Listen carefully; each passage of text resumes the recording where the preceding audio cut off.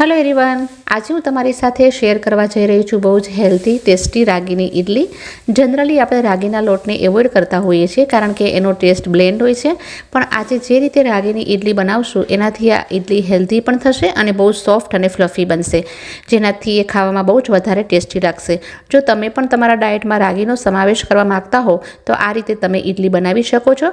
તો ચલો આ બહુ ટેસ્ટી અને હેલ્ધી રાગીની ઇડલી બનાવવાનું શરૂ કરીએ। એના માટે સૌથી પહેલાં આપણે રાગીની ઇડલી બનાવવાનું મિશ્રણ તૈયાર કરી લઈએ। પેનની અંદર હું 1 થી 2 ચમચી તેલ એડ કરી લઈશ। તેલની જગ્યાએ તમે ઘીનો પણ યુઝ કરી શકો છો। જ્યારે તેલ થોડું ગરમ થઈ જાય એટલે એમાં વઘારની થોડી વસ્તુઓ ઉમેરી લઈએ। તો સૌથી પહેલાં નાખશું ચણાની દાળ, 1 નાની ચમચી અડદની દાળ એડ કરશું। દાળ કૂક થવામાં ટાઈમ વધારે લે છે એટલે એને પહેલાં જ એડ કરો। અડધી નાની ચમચી રાઈ નાખશું, અડધી નાની ચમચી એમાં જીરું એડ કરશું, 1 પિંચ હિંગ નાખશું, 2 ચમચી કાપેલા કાજુના ટુકડા એડ કરશું, એની સાથે ઝીણા સમારેલા લીલા મરચાં નાખશું અને 1 ઇંચ ગ્રેટ કરેલું આદું અને સાથે 3 થી 4 કઢી પત્તાને એડ કરી લેશું। હવે થોડીક વાર માટે વઘારને પકવવા દેશું। તમે એને સ્ટોર કરવા માંગતા હો તો એનું મોઇસ્ચર જ્યારે ખતમ થઈ જાય પછી એને ઇઝીલી સ્ટોર કરી શકો છો। હવે રાગીની ઇડલીને થોડી વધારે હેલ્ધી બનાવવા માટે એમાં આપણે વેજીસ એડ કરશું। 1/4 કપ ગ્રેટ કરેલું ગાજર એડ કરશું, 1/4 કપ વ્હાઈટ કોર્ન યુઝ કરી રહી છું, 1/4 કપ કેપ્સિકમ એડ કરશું। બધા જ વેજીસને વઘારની સાથે 1 મિનિટ માટે ફ્રાય કરી લેશું। વધારે કૂક નથી કરવાના, એનો ક્રંચ મેન્ટેન રહેવો જોઈએ। તમે તમારી પસંદગીના પ્રમાણે કોઈ પણ વેજીસ એમાં એડ કરી શકો છો। 2 મિનિટ પછી આમાં આપણે એડ કરશું સૂજી। તો કોઈ પણ વાટકી કે કપની મેઝરમેન્ટ માટે લઈ શકો છો। સૂજી નાખ્યા પછી સૂજીને આ વઘારની સાથે સારી રીતે શેકી લેશું તો એનાથી સૂજીનો કાચો ટેસ્ટ નહીં આવે અને ઇડલી ખૂબ જ સોફ્ટ અને ખાવામાં બહુ ટેસ્ટી બનશે। સૂજીને મેં સારી રીતે શેકી લીધી છે। હવે એમાં એડ કરશું રાગીનો લોટ। 1 કપ આપણે સૂજી લીધી છે તો 1 કપ જ રાગીનો લોટ લેશું। બંનેનું માપ આપણે સરખું જ રાખશું તો જ આમાંથી જે ઇડલી બનશે એ એકદમ પરફેક્ટ બનશે।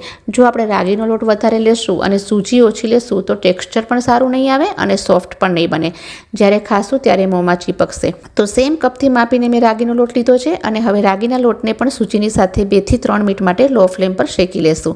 તો આ રીતે રાગીના ઇડલીનું મિશ્રણ તૈયાર થઈ ગયું છે અને આ લોટને આપણે લો ફ્લેમ પર જ રોસ્ટ કરવાનો છે અને એ બળી ન જાય એનું ખાસ ધ્યાન રાખવાનું, પણ સાથે જ એની કાચી ફ્લેવર પણ નીકળી જવી જોઈએ। મિક્સિંગ બોલમાં મિશ્રણને ટ્રાન્સફર કરી દીધું છે અને એને ઠંડુ થવા માટે સાઈડ પર રાખી દેશું। હવે આ મિશ્રણ ઠંડુ થઈ ગયું છે તો એમાં એડ કરશું અડધો કપ દહીં। એનાથી ઇડલી બહુ જ ટેસ્ટી લાગશે। એમાં પહેલાં એડ કરશું અડધો કપ પાણી। એકસાથે વધારે પાણી નહીં નાખીએ, થોડું થોડું કરીને એડ કરશું કારણ કે રાગીનો લોટ છે એ વધારે ક્વોન્ટિટીમાં પાણીને એબ્ઝોર્બ નથી કરતો। ધીરે ધીરે પાણી નાખવાથી બેટરની કન્સિસ્ટન્સી એકદમ પરફેક્ટ રહેશે। તો મેં 1 કપ ટોટલ પાણી એડ કર્યું છે। સારી રીતે મિક્સ કર્યા પછી બેટરને 10 થી 15 મિનિટ માટે કવર કરીને સાઈડ પર મૂકી દેશું, જેથી એમાં નાખેલી બધી જ વસ્તુઓ સારી રીતે ફૂલી જાય। 15 મિનિટ પછી જોશો તો બેટર ખાસું ગાઢું થઈ ગયું છે। સ્વાદના અનુસાર મીઠું નાખશું અને 1/4 કપ ઝીણી સમારેલી કોથમીર નાખશું અને સાથે જ અડધો કપ પાણી નાખીને બેટરની કન્સિસ્ટન્સીને એડજસ્ટ કરી લેશું। સારી રીતે મેળવી લેશું અને જ્યારે ઇડલી બનાવવાનું શરૂ કરીએ ત્યારે એની અંદર 1 ટીસ્પૂન ઈનો ફ્રૂટ સોલ્ટ નાખશું અને એની ઉપર થોડું પાણી નાખશું તો એનાથી ઈનો છે એ સારી રીતે બેટરમાં મિક્સ થઈ જશે। અને જ્યારે પણ ઈનો એડ કરો એના પહેલાં સ્ટીમરની અંદર પાણીને પણ ગરમ કરવા માટે મૂકી દો, કારણ કે ઈનો નાખ્યા પછી બેટરને આપણે વધારે ટાઈમ માટે નથી રાખવાનું। તો આ રીતની કન્સિસ્ટન્સી તમને જોવા મળશે। તૈયાર કરેલા બેટરને ઇડલી મોલ્ડમાં ભરી દેશું। બેટરને ઇડલી પ્લેટમાં નાખતા પહેલાં ઇડલી પ્લેટને મેં તેલથી ગ્રીસ કરી લીધી છે। જ્યારે પણ ઇડલીને ડીમોલ્ડ કરીએ ત્યારે આસાનીથી ડીમોલ્ડ થઈ જાય। પછી પ્લેટને સ્ટીમરમાં આ રીતે સેટ કરી લઈએ અને સ્ટીમરનું લીડ બંધ કરીને 15 થી 20 મિનિટ માટે મીડિયમ ફ્લેમ પર એને સ્ટીમ કરી લઈએ। તો આ જુઓ આપણી ઇડલી તૈયાર છે। જો તમને એમ અંદાજો ન આવે તો તમે નાઇફ અથવા ટૂથપીકની હેલ્પથી ચેક કરી શકો છો।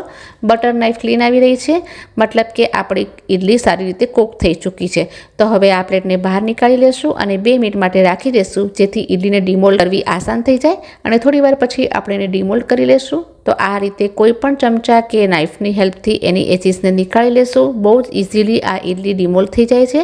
તો આ જુઓ ફ્રેન્ડ્સ, આપણી સુપર સોફ્ટ ઇડલી તૈયાર છે। જોવામાં ભલે એ ઓછી સુંદર લાગે પણ ખાવામાં તો ટેસ્ટી અને હેલ્ધી જ રહેશે। તમે એને જરૂરથી બનાવશો।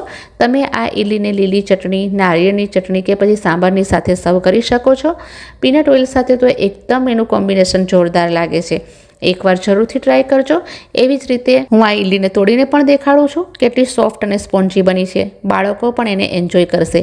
તો મારી તમને રિક્વેસ્ટ છે કે તમે એકવાર આ ઇડલી બનાવો અને કેવી લાગી મને કોમેન્ટ કરીને જરૂર કહેશો।